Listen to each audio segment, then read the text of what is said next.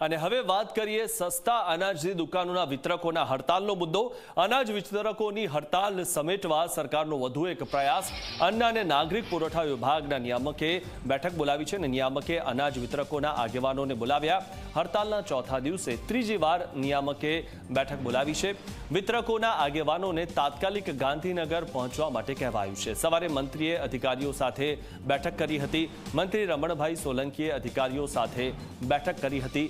તો હવે વહેલી તકે ઉકેલ લાવવામાં આવે તેવી શક્યતા જોવા મળી રહી છે। આ વિશે વધુ માહિતી મેળવી અમારા સંવાદદાતા હિતલ પારેખ પાસેથી। હિતલ, જે રીતે સસ્તાના જે દુકાનદારો કહે છે તેઓ ટસના મસ થતા નથી, શું આજે ફરીથી બેઠક થઈ છે ત્યારે કોઈ ઉકેલ આવે એવું લાગી રહ્યું છે?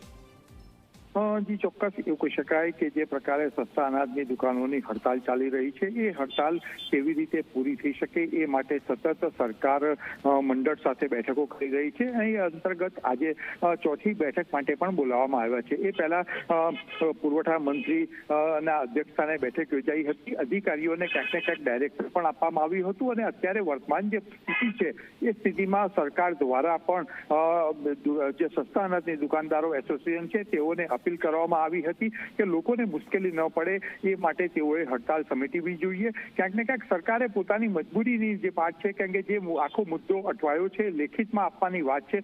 સરકારે કીધું છે કે જ્યાં સુધી નિર્ણય ન થઈ જાય ત્યાં સુધી લેખિતમાં ન આપી શકાય। એ જ ખાલી એક વચ્ચેનો મુદ્દો એવો છે। 20 મુદ્દામાંથી 11 મુદ્દા સ્વીકારી લેવામાં આવ્યા છે। આખરે આજે એકવાર ફરી પ્રયત્ન અત્યારે કરવામાં આવી રહ્યો છે અને પ્રયત્નના અંતે શું રહે છે એ મહત્વનું છે કે સરકારે પણ અપીલ કરી છે કે ચલણ ભરવાની પ્રક્રિયા છે, ચલણ ભરવાની પણ પ્રક્રિયા પૂર્ણ કરી દેવામાં આવી હોવાનો દાવો સરકારે કર્યો છે।